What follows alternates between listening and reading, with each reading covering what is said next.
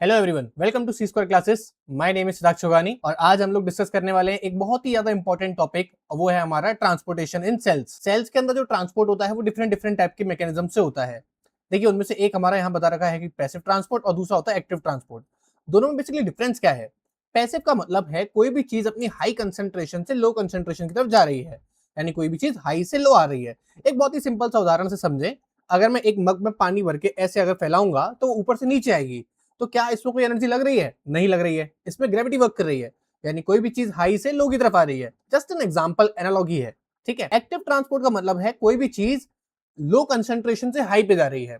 अच्छा, पैसिव में मैंने कोई एनर्जी नहीं लगाई ना, पानी को बस ऐसे डाला, अपने आप नीचे आ गया।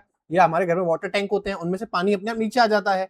This is we can assume that passive transport, because इसमें कोई एनर्जी इन्वॉल्व नहीं हो रही है। एक्टिव ट्रांसपोर्ट क्या होता है? जब भी हमें किसी चीज में एनर्जी दे के काम करवाना पड़ रहा है, यानी मूवमेंट हो रहा है किसी भी चीज का लो कंसंट्रेशन से हाई कंसंट्रेशन की तरफ। अगर मैं घर में मोटर चालू करूं और पानी को ऊपर भेजना हो, तो पानी को ऊपर भेजने के लिए बेसिकली मोटर चालू कर रहा है, जिसमें क्या लग रही है? इलेक्ट्रिक एनर्जी लग रही है। उसके बाद बिजली का बिल आता है। ठीक है ना? सो ये होता है हमारा पैसिव ट्रांसपोर्ट और एक्टिव ट्रांसपोर्ट। एक्टिव ट्रांसपोर्ट में जो एनर्जी लगती है वो किस फॉर्म में लगती है? हमारी सेल की एनर्जी कौन सी है? एटीपी के फॉर्म में। ठीक है। पैसिव ट्रांसपोर्ट टू टाइप्स का होता है, सिंपल डिफ्यूजन और फैसिलिटेड डिफ्यूजन। सिंपल डिफ्यूजन यानी अभी हम आगे डिस्कस करने वाले हैं, जिसमें कोई भी चीज हाई से लो जा रही है।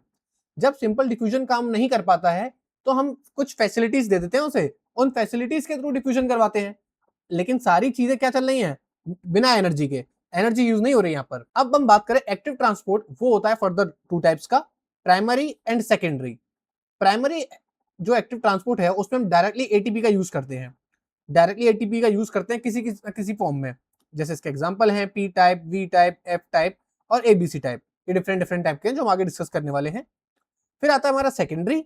सेकेंडरी में क्या होता है? हमारा सिंपोर्ट एंटीपोर्ट, यानी यहाँ पर एक ट्रांसपोर्ट तो एटीपी का यूज करके हो रहा है, उसी के साथ साथ हम लोग क्या करते हैं? एक और ट्रांसपोर्ट करवा देते हैं।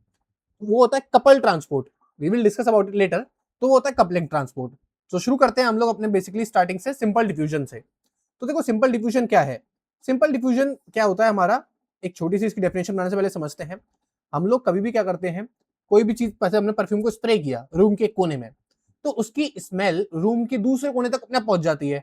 या फिर आप सिंपल अपने होली पर आप कोई एक पानी में डालने वाले रंग लेकर आए। आपने क्या किया? उन कलरों को आपने वाटर में ऐड किया। आपने देखा होगा उस कलर के क्रिस्टल्स वाटर में जाते ही पूरे में डिजोल्व होने लग जाते हैं, वो कलर पूरे में फैलने लग जाता है।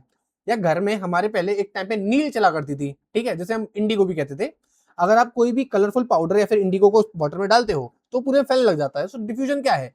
किसी भी चीज का एक हाई कंसेंट्रेशन से लो कंसेंट्रेशन की तरफ मूव करना। परफ्यूम को हमने जहां स्प्रे किया होगा, यहां सबसे ज्यादा इसकी क्वांटिटी क्या होगी? हाई होगी। वहीं कहीं दूसरे एंड पर यहाँ पे क्वांटिटी क्या होगी? लो होगी। तो ये यहां से अपने आप यहां तक पहुंच जाता है। तो कोई भी चीज क्या है? हाई से लो की तरफ मूव करना। ठीक है। तो इसमें मतलब क्या है? Movement of substances from higher concentration to lower concentration. ठीक है। कोई भी चीज हाई से लो की तरफ मूव कर जाती है, ये होता है हमारा डिफ्यूजन। अब देखो, यहाँ पे हमारी प्लाज्मा मेम्ब्रेन होती है। ये प्लाज्मा मेम्ब्रेन में क्या है? Outer leaflet, inner leaflet. कोई भी चीज अगर जैसे एक्स्ट्रा सेलुलर की तरफ ज्यादा है, तो वो कहाँ आएगी? अगर यहाँ पर बहुत ज्यादा क्वांटिटी प्रेजेंट है तो वो इंट्रासेलुलर की तरफ आएगी। इनके बीच का डिफरेंस जितना ज्यादा होगा वो उतनी ज्यादा आएगी। मान लेते हैं ये हो गई हमारी एक्स्ट्रा सेलुलर साइड, ठीक है, और ये हो गई हमारी इंट्रासेलुलर। अब देखिए, बात कहां कह रहा था मैं आपको, एक्स्ट्रा सेलुलर की तरफ मान लीजिए 500 मॉलिक्यूल्स हैं, ठीक है, और इंट्रासेलुलर की तरफ हम मान लेते हैं 100 मॉलिक्यूल्स हैं। बीच में जो डिफरेंस है, इसकी वजह से एक्स्ट्रा सेलुलर की तरफ से चीजें मूव करेंगी इंट्रासेलुलर की तरफ। ठीक है। ये हो गई हमारी condition number A. Condition number B बनाते हैं हम। मान लो एक्स्ट्रा सेलुलर की तरफ हो गए 1000 मॉलिक्यूल्स, ठीक है, और इस तरफ हो गए हमारे 10 मॉलिक्यूल्स। अब बीच का डिफरेंस कितना हो गया? काफी ज्यादा बढ़ गया। तो मूवमेंट क्या होगा? और ज्यादा फास्ट होगा चीजों का। ठीक है। अब मूवमेंट क्या हो गया? फास्ट हो गया। एक और चीज देखते हैं हम लोग, एक और कंडीशन मान लेते हैं। मान लीजिए 10,000 हो गया, यहां पे एक मॉलिक्यूल, तो अब यहां मूवमेंट और बहुत ज्यादा तेज हो जाएगा। तो जितना बीच का डिफरेंस ज्यादा होगा दोनों के, एक्स्ट्रा सेलुलर और इंट्रासेलुलर कंसेंट्रेशन के बीच का डिफरेंस जितना ज्यादा होगा, मॉलिक्यूल्स का मूवमेंट उतना ही ज्यादा फास्ट होगा। इसलिए हम कहते हैं the movement of substance from the region of higher concentration to lower concentration. अब देखो, एक ग्राफ बनाया है, कंसेंट्रेशन ग्रेडियंट यहां दिया है, ठीक है, यहां जैसे जैसे कंसेंट्रेशन ग्रेडियंट बढ़ रहा है, रेट ऑफ डिफ्यूजन उतना ही बढ़ रहा है। तो एक स्ट्रेट लाइन आती है हमारी यहाँ पर। ये स्ट्रेट लाइन क्या दिखा रही है? ये स्ट्रेट लाइन दिखा दी है कि हमारा रेट ऑफ डिफ्यूजन किस स्पीड से बढ़ रहा है। कंसंट्रेशन ग्रेडियंट ज्यादा बढ़ेगा तो रेट ऑफ डिफ्यूजन भी बढ़ेगा। ठीक है, ये हमारी स्ट्रेट लाइन बताती है। लेकिन आप लोगों को पता है कि सभी मॉलिक्यूल सिंपल डिफ्यूजन से मूव नहीं कर पाते हैं। देयर आर सम मॉलिक्यूल्स जो सिंपल डिफ्यूजन से मूव कर भी पाते हैं तो बहुत ही स्लो स्पीड रहती है। तो उनके लिए हमारे पास क्या होते हैं, सेल क्या करता है, सेल के पास सेल उन्हें कहता है फैसिलिटी स्लो लेकिन मूव करो, ट्राई करो एटीपी का यूज करे बिना ही काम करो। तो प्रोटीन चैनल हमारे पास प्रेजेंट होते हैं, प्रोटीन चैनल होते हैं और क्या होते हैं, कैरियर प्रोटीन्स होते हैं। दो चीजें हमारे पास। प्रोटीन चैनल ना आप एक तरीके से समझ सकते हो घर के गेट है। मान लो एक बहुत ही बड़ी बिल्डिंग है, सपोज दैट कि ये एक पूरी वॉल है, ठीक है, ये पूरी वॉल यहां तक एक्सटेंड हो रही है। बीच में क्या होता है घर में, एक ही चीज तो होती है, वो है घर का हमारा गेट अंदर जाने के लिए। तो यहाँ हमारे क्या है, यहाँ है हमारे गेट। ये गेट क्या होते हैं हमारे, ओपन हो जाते हैं, ये गेट ओपन भी हो सकते हैं। ठीक है, तो ये चैनल प्रोटीन्स हैं। चैनल प्रोटीन्स क्या करते हैं हमारे, ऐसा एक कंटिन्यूअस पैसेज प्रोवाइड करते हैं इसको पार करने के लिए। तो एक वॉल के बीच में गेट, तो यहां से क्या होता है हमारे मॉलिक्यूल्स ऐसे ट्रांसपोर्ट हो जाते हैं। सपोज दैट ये है हमारी लिपिड बाइलेयर, ठीक है ना, ये हमने जो वॉल लिया है, इस वॉल को अज्यूम कर लीजिए आप, ये वॉल हो गई हमारी लिपिड बाइलेयर की वॉल। ओके, ये वॉल हो गई लिपिड बाइलेयर, और ये जो बीच में से पास हो रहे हैं ये हमारा है गेट वाली एंट्री। तो कोई भी चीज गेट से इजीली पास हो जाएगी। जैसे वाटर है, वो लिपिड लेयर को इजीली ट्रांसफर नहीं कर सकता, क्योंकि वाटर क्या है हमारा, एक हाइड्रोफिलिक है, और ये इजीली ट्रांसपोर्ट नहीं हो पाएगा क्योंकि लिपिड की लेयर हाइड्रोफोबिक है। ट्रांसपोर्ट करने के लिए स्पेशली यहाँ पर क्या अरेंज होते हैं, चैनल। चैनल एक ऐसा ट्यूब की तरह काम करते हैं, यानी एक पाइप लगा दिया बीच में। ठीक है, तो अब ये सारे के सारे वाटर कहां से ट्रांसफर हो जाएगा, पाइप के थ्रू ट्रांसफर हो जाएगा। गॉट माय पॉइंट, सिंपल यही है। अब बात आती है कैरियर प्रोटीन्स की। क्या होता है, प्रोटीन्स को ट्रांसफर करने के लिए तो चैनल हो गया, दूसरा तरीका क्या होता है, कैरियर। कैरियर क्या, जैसे एग्जांपल लेते हैं हम लोग, सपोज दैट ये है हमारा एक छोटी सी जमीन, ठीक है, यानी समझ लो नदी के एक तरफ का हिस्सा है ये, और ये है नदी के दूसरी तरफ का हिस्सा। ठीक है, बीच में से क्या पास हो रही है हमारी, बीच में से पास हो रही है रिवर, हम लोग ड्रॉ कर लेते हैं रिवर है। अब अगर आपको इस तरफ जाना है तो या तो आपके पास ब्रिज होना चाहिए। अगर आपके पास ब्रिज है तो ब्रिज किसकी तरह काम करेगा, चैनल की तरह काम करेगा। ब्रिज नहीं है तो आपके पास क्या हो सकता है, अगर आपके पास बोट है, अगर आपको स्विमिंग नहीं आती है, अब लोग बोलेंगे बहुत सारे होशियार होते हैं ना कि भैया हम तो स्विमिंग से चले जाएंगे, ऐसी क्या समस्या है। लेकिन जिसको नहीं आती है भाई उसकी भी सोच लो ना थोड़ी सी। सपोज दैट यहाँ पर एक बोट है, ठीक है, चलो यहाँ पर एक नहीं कई सारी बोट्स है, मान लेते हैं यहाँ पर तो ऐसी टोटल 10 बोट्स हैं, और यहाँ पर 5 लोग हैं। अगर 5, मान लो एक बोट पे 1% भी जा सकता है, 1 boat is equals to 1 person. मैं क्यों बता रहा हूं अभी आपको समझ में आ जाएगा। अगर एक बोट पे एक ही पर्सन जा सकता है खाली, तो 5 लोग चले जाएंगे इजीली। तो जब भी 5 लोग होंगे 5 चले जाएंगे, 5 बोट फिर भी खाली रहेंगी। अगर ये 5 की जगह 7 होते तो भी चले जाते, 10 होंगे तो भी चले जाएंगे। लेकिन क्या हो कि ये 5, 7, 10 में से कुछ भी ना हो करके यहां पर 100 पीपल्स खड़े हो। कितने हो, 100 पीपल। बोट कितनी है, मैक्सिमम 10, और एक बोट एक ही को ले जा सकती है। तो टोटल 10 पीपल ही एक बार में यहां से यहां मूव कर पाएंगे। कितने मूव कर पाएंगे, 10 पीपल। बाकी सबको तो वेट करना पड़ेगा ना। तो कैरियर प्रोटीन के साथ क्या है, कैरियर प्रोटीन ना, जितने कैरियर प्रोटीन है ये एक बार में उतने ही मॉलिक्यूल्स को ट्रांसपोर्ट कर सकते हैं, उससे ज्यादा तो नहीं कर पाएंगे, बाकियों को वेट करना पड़ेगा। ठीक है, अब मैंने क्यों बताया, जस्ट एक मिनट बताता हूं आपको। देखो पहले समझो कि चैनल क्या है, हमारे कंटिन्यूअस पोर्स होते हैं जो लिपिड बाइलेयर्स में है, यानी कंटिन्यूअस पोर्स है, कोई भी चीज आ रही है जा रही है, जस्ट लाइक अ ब्रिज। ठीक है, in open state allow specific solute molecules to pass through them. अब चैनल ना ओपन और क्लोज दोनों तरीके से हो सकते हैं। जो चैनल ऑलवेज ओपन रहता है, कैसा रहता है, ऑलवेज ओपन रहेगा, उस चैनल को हम क्या बोलते हैं, उस चैनल को बोलते हैं हम लीकी चैनल्स। लीकी चैनल्स मतलब लीक्ड है, कुछ क्लोज ही नहीं होते, हमेशा बहते रहते हैं। तो ये कैसे हो गए, लीकी चैनल्स। लीकेज से बचाए, अच्छी नींदे लाए, मैनी पोको पैंट्स। ठीक है, तो ये हमारे हो गए channel always open. Transport through channels occur at, जो अब देखो ना बोला है, जो चैनल से हमारा ट्रांसपोर्ट होता है सारा, वो ज्यादा फास्ट होता है as compare to the carrier protein. यहाँ पे थोड़ा सा चैनल की जगह यहाँ पे लिख देंगे हम लोग कैरियर प्रोटीन। ठीक है, यहाँ क्या आ जाएगा हमारा, कैरियर प्रोटीन। यानी कैरियर से जो स्पीड है वो स्लो है चैनल के कंपैरिजन में। मान लो इसी रिवर पे एक ब्रिज होता, ठीक है, उस ब्रिज पे कंटिन्यूअसली लोग जाते रहते, उसमें फिर 100 लोग थोड़ी ना रुकते। अगर जैसे मान लो 10 बोट्स हैं, 100 पीपल आ गए एक बार में, तो 10 ही जा पाएंगे एक बार में, लेकिन ब्रिज होता तो सबके सब आगे वाले चलते जाते, पीछे वाले आते जाते, आगे वाले चलते जाते, पीछे वाले आते जाते। तो इसमें क्या है, इसका स्पीड जो है उसकी थोड़ी ज्यादा फास्ट रहती है, किसकी, चैनल की।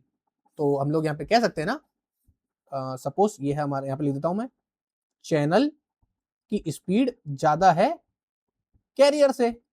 Got my point, simple. ठीक है, चलिए भैया आगे बढ़ते हैं। तो देखो, channels and many transporters allow solute to cross the membrane only passively। एक बात ध्यान दीजिएगा, ये चाहे चैनल हो चाहे हमारा ट्रांसपोर्ट कैरियर वाला हो, दोनों ही हमारे फैसिलिटेड डिफ्यूजन है। और फैसिलिटेड डिफ्यूजन क्या काम करते हैं, पैसिवली वर्क करते हैं। पैसिवली मतलब ये कैसा वर्क करते हैं, ये वर्क करते हैं डाउन हिल। डाउन हिल का बहुत ही सिंपल सा ना तरीका समझ लो आप जब भी पहाड़ से नीचे आओगे, मान लो कोई हिल है ना, मैं पहाड़ तो नहीं बोलूंगा, कोई हिल है, हिल से नीचे घास फूस वाला मैदान है, हिल है, मियाडोस है, ठीक है ना। अगर आप वहां से नीचे आ रहे हो तो आपको नीचे आने में ज्यादा एनर्जी नहीं लगेगी, आप सीधे आ रहे हो, या फिर आप लेट जाओ, गोल गोल घूम के भी आ जाओगे, ठीक है ना, लगे तो बात अलग है। अगर आपको ऊपर चढ़ना हो तो आपको एनर्जी लगानी पड़ेगी, आप अपने आप नहीं चढ़ पाओगे, लेकिन नीचे अपने आप आ जाओगे। पानी वाला एग्जाम्पल, इसीलिए पैसे वाले को हम क्या बोलते हैं, डाउन हिल भी कहते हैं। डाउन हिल मतलब अपने आप नीचे आ जाते हैं, ठीक है, यानी हम लोगों को एनर्जी नहीं लगानी पड़ती, पैसिव ट्रांसपोर्ट होता है। तो ये होता है हमारा चैनल और कैरियर के बारे में, ठीक है। एक और बात आती है, मैंने आपको क्यों बताया, मैंने आपको अभी एक बात बताई थी, सिंपल डिफ्यूजन का ग्राफ तो हमने देखा था, ये वाला क्या बात कह रही है, ये वाली बात कह रही है सिंपल डिफ्यूजन के बारे में। तो सिंपल डिफ्यूजन तो हमने भी देखा था, लेकिन फैसिलिटेड डिफ्यूजन में मैंने आपको यहाँ पर देखो क्या सैचुरेशन आ रहा है।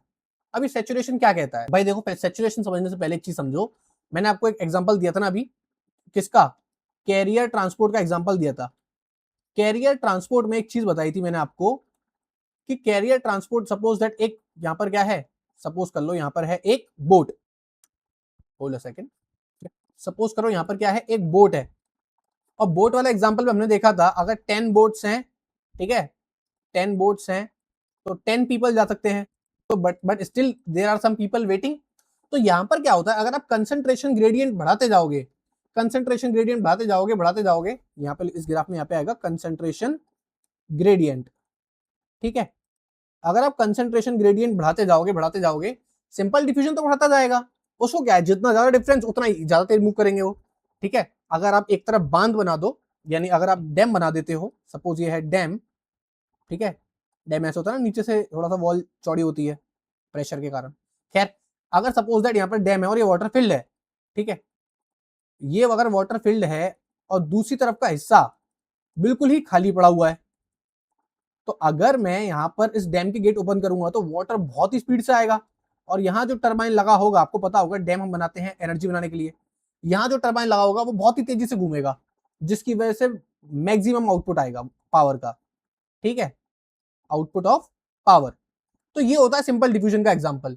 बट फैसिलिटेड डिफ्यूजन तो एक बोट वाला एग्जांपल हो गया हमारा।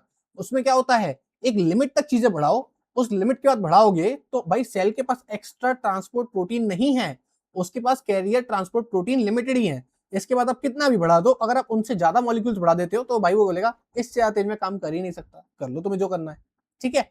तो इसमें थोड़ा इसलिए आप देख सकते हो फैसिलिटेड डिफ्यूजन में एक सैचुरेशन लिमिट आ गई, यानी अब इसके बाद आप कितने भी आप क्या बढ़ा दो, कंसंट्रेशन ग्रेडियंट हम कितनी बढ़ाते चले जाओ, लेकिन फैसिलिटेड डिफ्यूजन इससे ज्यादा नहीं पहुंचेगा। ये वैल्यू क्या कहलाती है हमारी, वी मैक्स, यानी मैक्सिमम वेलोसिटी।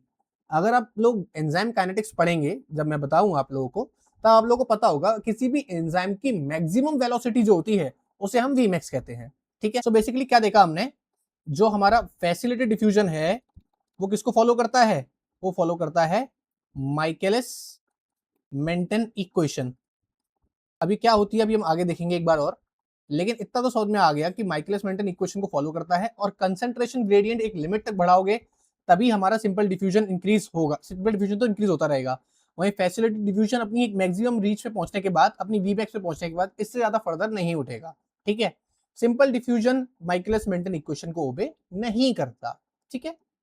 अच्छा, माइकलिस मेंटन इक्वेशन को एक और चीज ओबे करती है, वो होते हैं हमारे एंजाइम्स, ठीक है। चलो अभी के लिए हम आगे मूव करते हैं। इसके बाद आती है ट्रांसपोर्ट ना, हमारे देखो तीन टाइप के हो सकते हैं। एक हो सकता है एक ही मॉलिक्यूल किसी कैरियर प्रोटीन को पार करे, ठीक है, तो उसको हम बोल सकते हैं यूनिपोर्ट। हो सकता है दो साथ में पार कर रहे हो सिंगल डायरेक्शन में, तो वो क्या हो जाएगा हमारा, देखो यूनिपोर्ट मतलब वन मॉलिक्यूल सिंगल डायरेक्शन, ठीक है, यानी एक ही मॉलिक्यूल पार करेगा और सिंगल डायरेक्शन में पार करेगा। एक का मतलब है एक टाइप का, यहाँ पर टू मॉलिक्यूल्स, टू और मोर भी हो सकता है, ठीक है ना, two molecules but same direction, same direction. और इस केस में क्या होगा, एंटीपोड, ठीक है, टू और मोर मॉलिक्यूल्स, मतलब वहां पे भी टू और मोर था, टू और मोर मॉलिक्यूल्स बट ऑपोजिट डायरेक्शन। तो ये होता है हमारा यूनिपोड, सिम्पोड और एंटीपोड क्या होता है, ठीक है। यानी ये बेसिकली मूवमेंट ऑफ मॉलिक्यूल्स के आधार पर हमने तीन टाइप के मूवमेंट्स को बनाया है और वो हमारे आपको देखने को मिल गए। अब ये मॉलिक्यूल या फिर आयंस दोनों में से कुछ भी हो सकता है, ओके। इसके बाद आते हैं हमारे एक बहुत ही ज्यादा इंपॉर्टेंट ट्रांसपोर्टर फैमिली के ऊपर, वो है हमारी ग्लूकोज ट्रांसपोर्टर फैमिली या फिर इसे हम बोले ग्लूट, ठीक है। होते क्या है, देखो ग्लूट ना वैसे हमारी किसी भी सेल की सरफेस पे प्रेजेंट ये कह लो कि ट्रांसपोर्टर्स होते हैं, ठीक है ना। जैसे हमने कैरियर प्रोटीन देखे थे ना, तो समझ लो एक टाइप के कैरियर प्रोटीन्स हैं जो ग्लूकोज को ट्रांसपोर्ट करते हैं। ऐसी बात नहीं है, ये बात ध्यान रखिएगा। सीएसआईआर में इसके रिगार्डिंग क्वेश्चन पूछा गया था, क्या ग्लूट केवल ग्लूकोज को ट्रांसपोर्ट करते हैं? नो, इसका आंसर यस नहीं है। क्यों? जो ग्लूट होते हैं हमारे, ये ना एक मिसनोमर है। मिसनोमर मतलब गलत नाम है। लोगों का मानना है ग्लूट का मतलब ही है ग्लूकोज ट्रांसपोर्टर, ठीक है, बट ये नेम ही गलत है, गलत नेम। वाई? ग्लूकोज ट्रांसपोर्टर का मतलब होता है हेक्सोस ट्रांसपोर्टर। ये बेसिकली हेक्सोस शुगर के मॉलिक्यूल्स को ट्रांसपोर्ट करते हैं रेदर देन ग्लूकोज को। अब हेक्सोस में तो और भी आ जाते हैं, फ्रक्टोज भी आते हैं हमारे, ठीक है, तो फ्रक्टोज को भी ट्रांसफर करेंगे, किसने मना किया? Glucose transporter across all cell membranes occurs primarily through facilitated diffusion, ठीक है। तो किसके थ्रू होते हैं? फैसिलिटेड डिफ्यूजन के थ्रू। और स्पेशल फैमिली है जिसका नाम है हमारी ग्लूट फैमिली और कैरियर प्रोटीन्स, ठीक है ना। ग्लूट फैमिली कैरियर प्रोटीन्स हमारे, बिकॉज ग्लूकोज इज लार्ज। अब ये बात ध्यान रखना, हम इसके लिए क्यों यूज कर रहे हैं, क्योंकि ग्लूकोज क्या है, एक लार्ज मॉलिक्यूल है एंड पोलर मॉलिक्यूल है। It is a large and polar molecule. Polar मतलब जो बेसिकली वाटर सोल्यूबल हो, ना कि फैट सोल्यूबल। और प्लाज्मा मेम्ब्रेन कैसी है हमारी? लिपिड। लिपिड सोल्यूबल तो है नहीं है, इसीलिए इनको स्पेशल कैरियर प्रोटीन की जरूरत पड़ती है।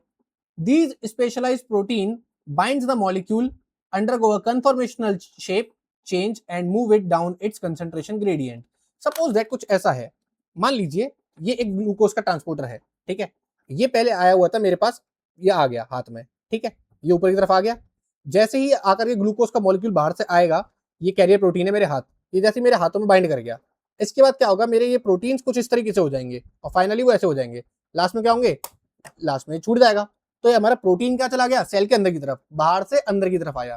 तो इस तरीके से हमारे ग्लूट वाले ट्रांसपोर्टर्स वर्क करते हैं, ठीक है, into the cell without consuming ATP energy. तो ये एटीपी की एनर्जी भी कंज्यूम नहीं करते क्योंकि कर एक टाइप का डिफ्यूजन ही रहे हैं, ठीक है ना।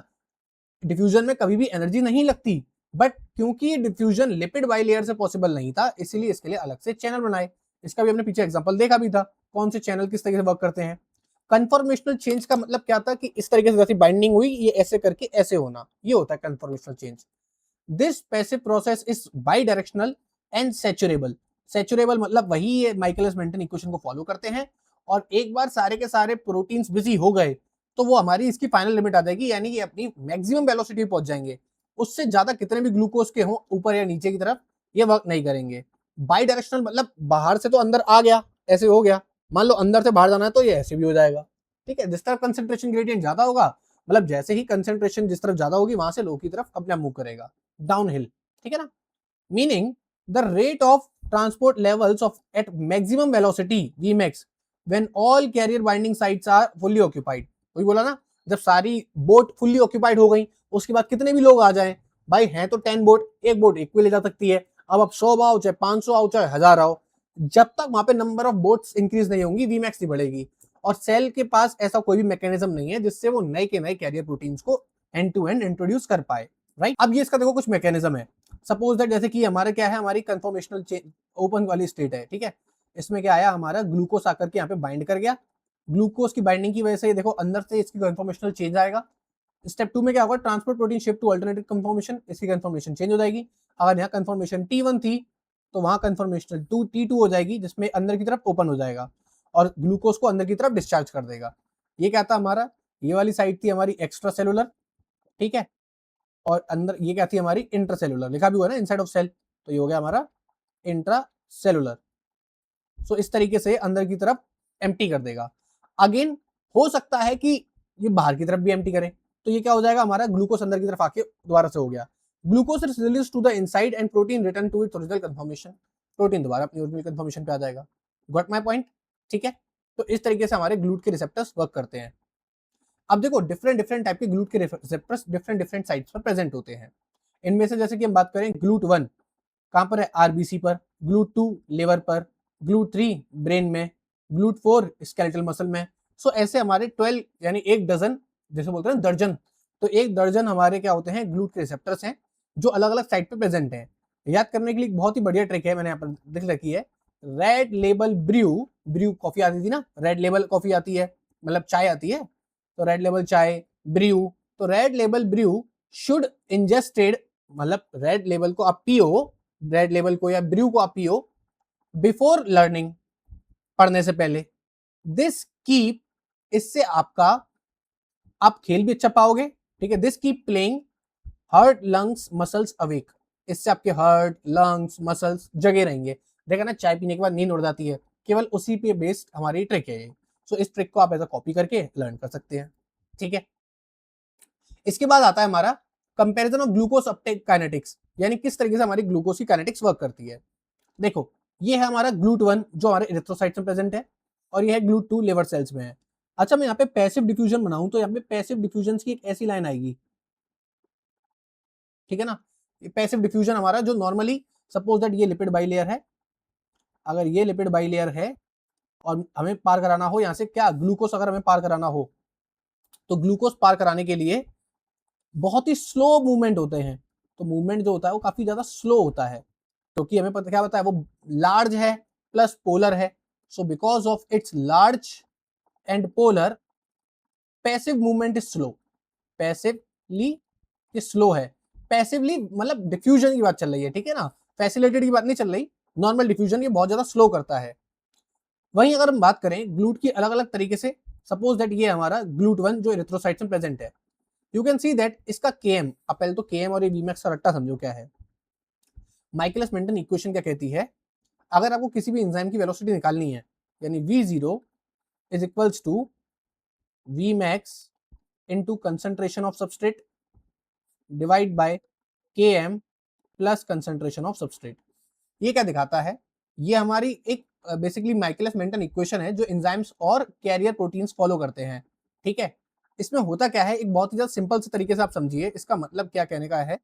इसका मतलब ये है, सो लेट्स चेक कि Km कहता क्या है। Km बताता है एफिनिटी। अब एक बहुत ही बढ़िया एग्जांपल से समझते हैं। Km का मतलब क्या होता है, किसी भी कैरियर प्रोटीन की किसी भी एफिनिटी फॉर इट्स सबस्ट्रेट। मतलब क्या कह रहा है, देखो एक लड़का है, ठीक है, कैरियर प्रोटीन, वो एक लड़की से प्यार करता है जो है सबस्ट्रेट, ठीक है। इसे एक लड़की से प्यार क्या है, कुछ दिन हुआ, ये वो लड़का एक दिन प्यार हुआ, एक दिन कुछ दिन गर्लफ्रेंड बनाई, ठीक है, फिर ब्रेकअप हो गया, फिर दूसरी बनाई, फिर ब्रेकअप हो गया, फिर दूसरी बनाई, फिर ब्रेकअप हो गया। इनको अपनी मैक्सिमम पीक को अचीव करने में क्या होता है, एक लंबा समय लगता है, ठीक है। मतलब इनका दिल दुखे, ये लिमिट बहुत ऊंची है, क्योंकि ये फर्क नहीं पड़ता, ठीक है। वहीं एक दूसरी तरफ एक और लड़का है जो बेचारा देवदास है, एक लड़की से प्यार हुआ, इतनी स्ट्रॉन्ग बॉन्डिंग हो गई कि वो एक को नहीं भूल पा रहा, दूसरी जिंदगी में क्या मूव करेगा, क्या मूव ऑन करेगा, वो क्या नहीं बनाएगा। तो जितना ज्यादा केएम का मतलब होता है सहन शक्ति, मुझे कोई फर्क नहीं पड़ता। कैरियर प्रोटीन की एफिनिटी उसके सबस्ट्रेट के साथ उतनी कम, ठीक है, समझ ना बात। अब इससे अच्छी तरीके से क्या ही समझाऊं आप लोगों को, इतना तो ओपनली बता ही दिया मैंने आपको, ठीक है। कैरियर प्रोटीन मतलब B F B B B, substrate मतलब substrate G F G G, ठीक है, तो बी एफ जी एफ, ठीक है। अगर के एम हमारा लो हुआ, ठीक है, अच्छा एफिनिटी का फिर इंपैक्ट क्या है, आपको एफिनिटी का मतलब बताएं फिर एक बार। सो एफिनिटी का फर्क क्या पड़ता है, एफिनिटी से आप थोड़ा सा इसको बायोकेमिस्ट्री के रूप में समझते हैं। एफिनिटी का इंपैक्ट ये पड़ता है, अगर केएम ज्यादा हुआ, कैरियर प्रोटीन की उसके सबस्ट्रेट के साथ एफिनिटी क्या होगी, कम होगी, तो ऐसे सबस्ट्रेट को, ऐसे में क्या होगा, इनको इनका वीमैक्स पे पहुंचने में समय लगेगा। यानी ये ज्यादा से ज्यादा लोगों को ले जा सकते हैं।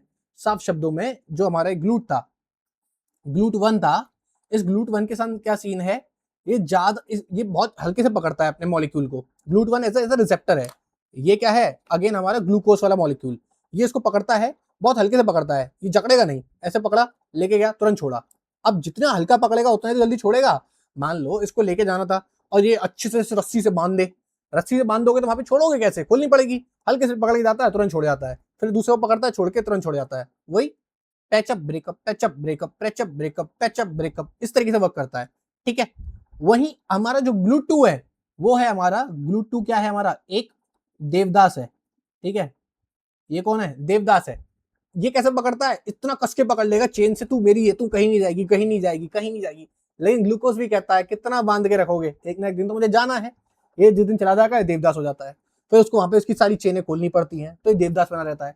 तो ग्लूट टू की एफिनिटी क्या होती है, बहुत ज्यादा होती है। इसकी वजह से ये बेचारा मूव ऑन नहीं कर पाता, इसलिए ज्यादा मॉलिक्यूल्स को ट्रांसपोर्ट नहीं कर पाता। तो वीमैक्स जिसकी ज्यादा, उतना ही ज्यादा बढ़िया हमारा ग्लूकोज ट्रांसपोर्टर, और वीमैक्स जितना कम उतना खराब। ऐसा ग्लूकोज ट्रांसपोर्टर की लाइफ में ही अच्छा है, रियल लाइफ में अच्छा नहीं है, मत अप्लाई कीजिएगा। ओके, ठीक है। सो आपको ये समझ में आ गया। अब इसी का अपोजिट वाइस वर्सा केस देख लेते हैं हम।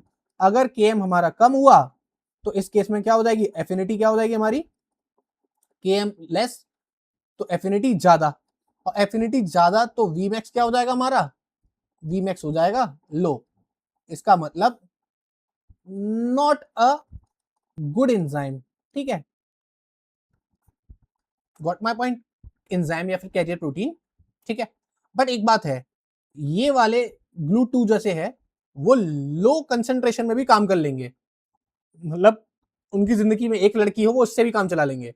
लेकिन ये वाले जो है ना, ये जैसे कि एग्जांपल था हमारे पास ग्लूट वन, ये बड़े ही ढीठ हैं। इनको हमेशा क्या चाहिए जिंदगी में, एक से ज्यादा चाहिए। ठीक है, एक से ज्यादा चाहिए, तो समझ गए ना। अब मेरे ख्याल से माइकलस मेंटन को समराइज करके इस तरीके से हम अच्छे से समझ सकते हैं। बाकी ना आए तो आप कमेंट्स में पूछ लीजिएगा। इसके बाद आता है हमारे पास आयोन चैनल्स कौन कौन से होते हैं, लेकिन उससे पहले हम एक बार ये और समझ लेते हैं ग्लूट किस तरीके से वर्क करता है। देखिए होता क्या है, सपोज ये सेल मेम्ब्रेन है। ठीक है, ये है आपकी सेल मेम्ब्रेन, और सेल मेम्ब्रेन पर है हमारा एक रिसेप्टर, किस चीज का, इंसुलिन का रिसेप्टर। ये मान लीजिए यहाँ पर है इंसुलिन रिसेप्टर, ये आ गया हमारा इंसुलिन। ठीक है, अब मैं इंसुलिन रिसेप्टर और इंसुलिन की बात क्यों कर रहा हूं, अभी पता चल जाएगा। Insulin receptor, let's extend our cell membrane.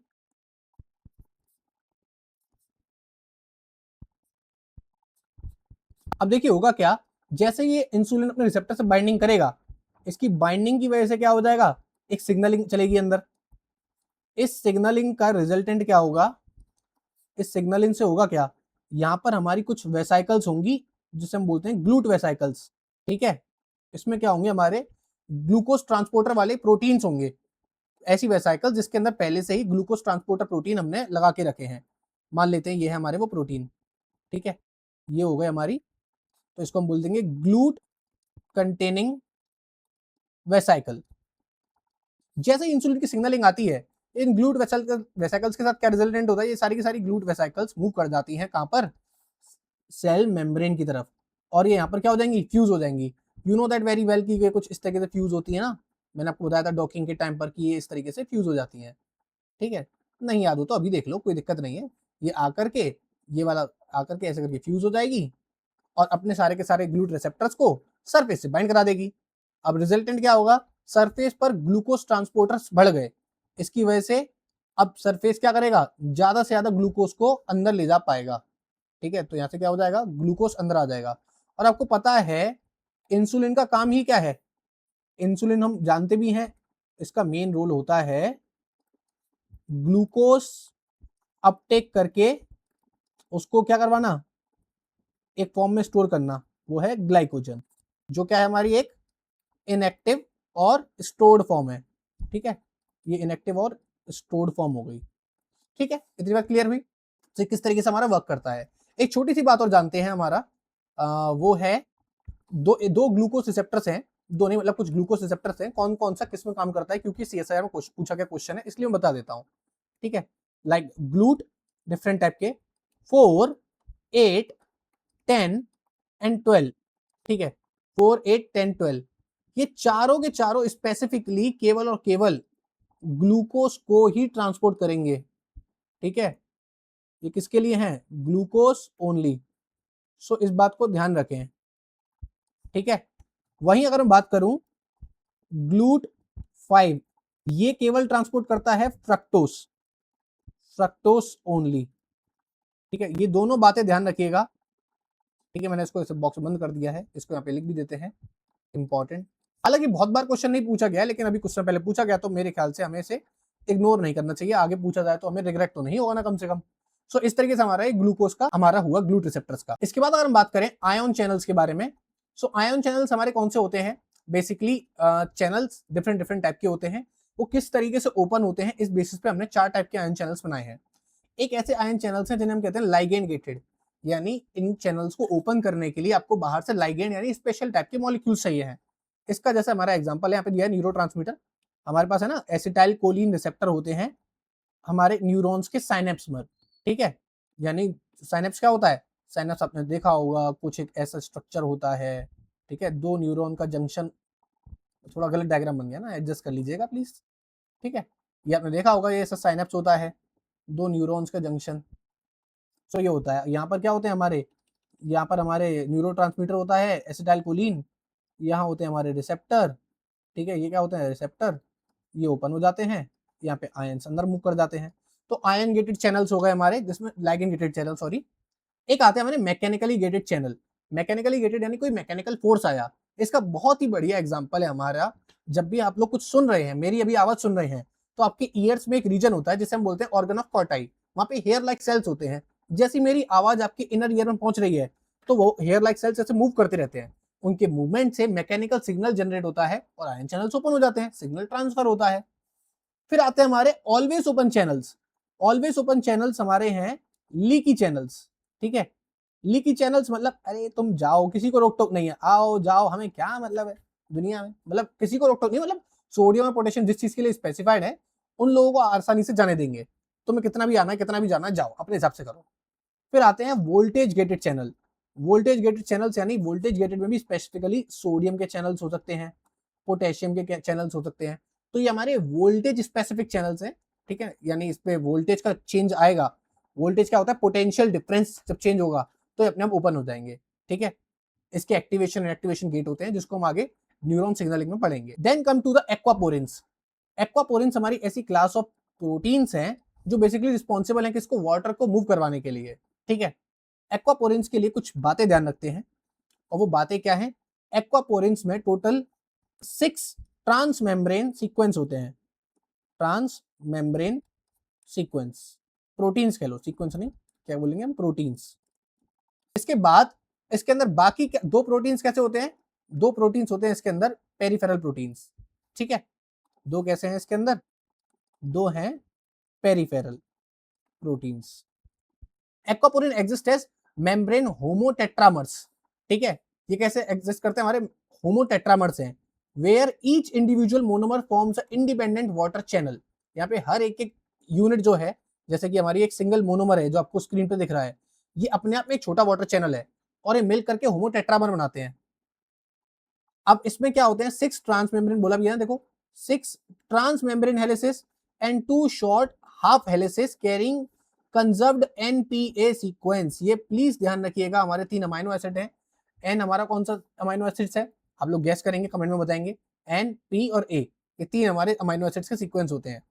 This hourglass structure permits rapid water movement via passive osmosis while remaining strictly impermeable to ions. So basically इसका मेन पर्पस क्या है, एक्वापोरिन का मेन पर्पस है water transport, ठीक है, ions को पार नहीं होने देंगे, तो आयंस यहाँ पर तुम्हारा कोई काम नहीं है, यहाँ से मत आओ, तुम्हारे लिए हैं सोडियम पोटेशियम कैल्शियम चैनल्स हैं, ठीक है, ions and protons to preserve membrane potential, तो आयंस और प्रोटॉन्स को पार नहीं होने देते। Channel activity and expression are dynamically regulated by pH, calcium, ROS and phosphorylation, तो ये सारी जो चीजें हैं, calcium ions, pH, RO, reactive oxygen species, phosphorylation, इसको क्या करते हैं, मेंटेन करते हैं। with certain isoforms also transporting small solutes like glycerol, dissolved gases, carbon dioxide and ammonia, लेकिन आयंस को नहीं। फिर आते हैं हमारे एक और बहुत ही इंपॉर्टेंट चीज जो लास्ट है हमारे इस लेक्चर की, वो है हमारे आयोनोफोर्स। What are आयोनोफोर्स? देखो आयोनोफोर्स बनाते हैं हम लोग। आयोनोफोर्स होते क्या हैं? सबसे पहले हम लोग यहाँ पे डिजाइन करते हैं प्लाज्मा मेम्ब्रेन, ठीक है। ये हो गई हमारी प्लाज्मा मेम्ब्रेन, ओके। होता कुछ इस प्रकार है, सपोज इस प्लाज्मा मेम्ब्रेन में हमारे ऐसे कैरियर प्रोटीन्स हैं, कैसे? ऐसे कैरियर प्रोटीन्स हैं, ऐसे, ठीक है। ये मान लेते हैं हमारा हो गया एक आयोनोफोर, ठीक है। यहाँ पर क्या होंगे? हमारे आयोन्स होंगे, ठीक है। ये आयोन्स हमारे आएंगे, यहाँ पर आके बाइंड करेंगे, ये मेम्ब्रेन के अंदर ही मूव करके कुछ अपना यहाँ आकर के माउथ ओपन करेगा, ठीक है। यानी इसका पॉकेट, ये पॉकेट ओपन होगी जिसकी वजह से यहाँ पर आयन रिलीज हो जाएगा। सो आयन्स के बेसिस पर ये क्या होते हैं हमारे, डिवाइडेड भी रहते हैं और इस तरीके से इनके अंदर आयन मूव कर जाते हैं। आयन के अंदर का जो बीच वाला रीजन है ये होता है हमारा हाइड्रोफिलिक पॉकेट, पॉकेट यानी जिसके अंदर सामान रखा हुआ है। और आउटर रीजन जो होता है वो होता है इसका हाइड्रोफोबिक, ठीक है। ये हाइड्रोफोबिक होता है, वो हाइड्रोफिलिक रीजन होता है अंदर। देखो आयन्स हमारे कैसे होते हैं? आयन्स हमारे हाइड्रोफिलिक ही तो होते हैं, हाइड्रोफोबिक तो होंगे नहीं। तो आयन्स के लिए इन्होंने क्या किया है? आयन्स के लिए स्पेशली हाइड्रोफिलिक कोर बना लिया है, हाइड्रोफिलिक कोर। और आपको आगे तो दिख ही गया, हाइड्रोफोबिक रीजन है, मैंने बताया आपको। अब डिफरेंट डिफरेंट होते हैं अलग अलग के लिए। फॉर एग्जांपल वलिनोमाइसिन, हेमिसोडियम, ग्रामिसिडिन, नाइजेरिसिन, ये हमारे डिफरेंट डिफरेंट एग्जांपल हैं आयोनोफोर्स के। सबके अपने अपने स्पेशल मॉलिक्यूल्स होते हैं जिन्हें लेके जाते हैं। एग्जांपल होगा इसका पोटेशियम आयंस, इसका सोडियम आयंस, इसका पोटेशियम और सोडियम दोनों हो गए, और इसका हो गया पोटेशियम और प्रोटॉन। सो ये अलग अलग के लिए अलग अलग टाइप के आयोनोफोर्स हमारे पास प्रेजेंट होते हैं। So this is all about the passive transport, ठीक है। ये हमारा पैसिव ट्रांसपोर्ट था। In the next lecture we are going to discuss about the active transport. तब तक के लिए bye bye, tata, see you. ऐसे ही बने रहे। आपको वीडियो अच्छी लगी हो तो मेरी आने वाली वीडियो जरूर देखें, लाइक शेयर सब्सक्राइब करें। Tata bye bye.